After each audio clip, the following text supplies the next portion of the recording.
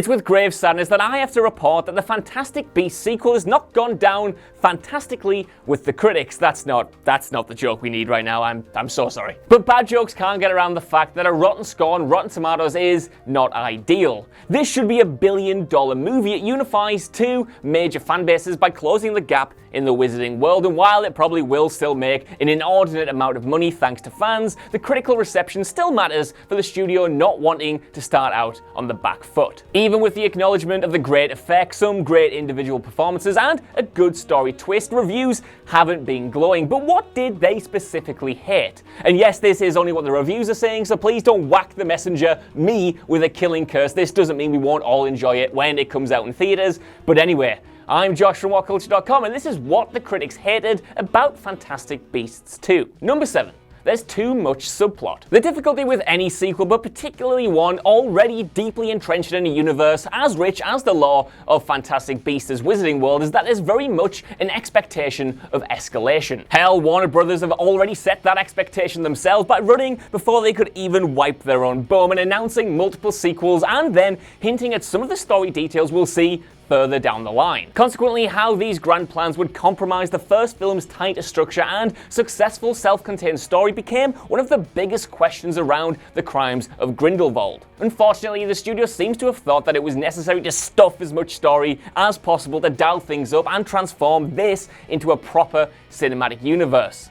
As such, several of the reviews talk about there being too much story, and specifically too many subplots that simply don't come together into one coherent narrative, but probably will 3 films down the line. Number 6, it doesn't know what to aim for. You don't have to be a stupid man on the internet to see that Warner Brothers have very consciously been appealing to Harry Potter fans with the marketing of the crimes of Grindelwald. Not only have Dumbledore and Hogwarts played major parts in the campaign, and far more than they actually do in the final film in fact, but there are more tangible links between the sequel and the mainline movies this time around. It makes sense, of course, because it dials into one of the most passionate fan bases there's ever been in cinema, or outside of cinema for that matter, with some serious box office spending power, but it does come at a cost. In the interest of appealing to fans, Rowling has stuffed in references that will mean little to mainstream uninitiated audiences, but also to appeal to those same mainstream audience members, she hasn't really gone far enough with the deeper connections. According to reviews, the result is a film that is neither one thing or another, and choosing one approach would have been better in establishing the film's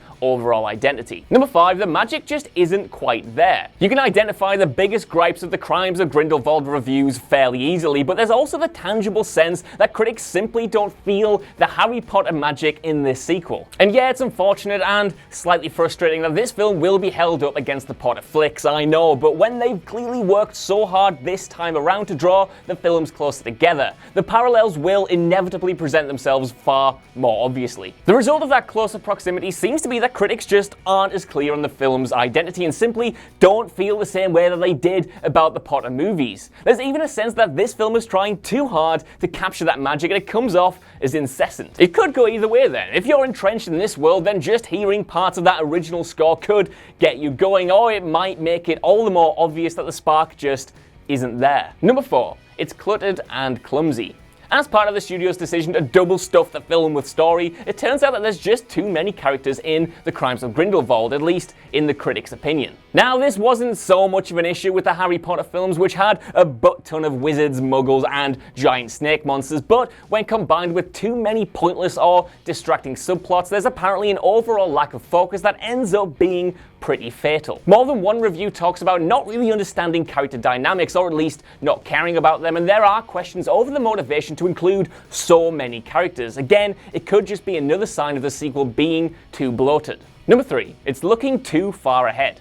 When Warner Brothers announced that they were going to be making multiple Fantastic Beasts movies, it was always inevitable that fans would try and work out where the key events we already knew about would eventually pop up. After that, it was obvious that the biggest moment, the face-off between Dumbledore and Grindelwald, couldn't possibly happen until much further down the line. In that respect, the studio created their biggest problem, and looking at the critical reactions, it definitely seems like they failed to avoid it. They've apparently turned The Crimes of Grindelwald into a precursor to the main event, a box of chicken nuggets before a big roast dinner, if you will, and that's why there's so much story, so much overstuffed detail. It's all just distraction from its inability to exist as its own thing. Consequently, the film sounds like it's preoccupied with teasing a story it will tell one day rather than the one it's already telling. Number 2, it wastes its best parts. A lot of fans hope that when Grindelwald and Dumbledore were both announced for this sequel, that the Fantastic Beasts series would eventually focus tightly on their relationship and ultimate war. That story, which will take in issues of unrequited love, emotional manipulation, betrayal, and eventually death, is a truly compelling one and ranks up there with the initial rise of Voldemort as the best Rowling could tell. Unfortunately, the reviews have indicated she's not used the crimes of Grindelwald to actually tell that story. Instead, we get to see the Dark Wizard looking to build his followers, and what we see of Dumbledore is way too limited, thanks to the narrative's need to keep jumping away from his scenes to juggle some other story balls. Great big story balls. Yeah. And weirdly, considering the title, it's also been confirmed that most of his crimes don't even happen in this movie and are presumably coming elsewhere. Good job.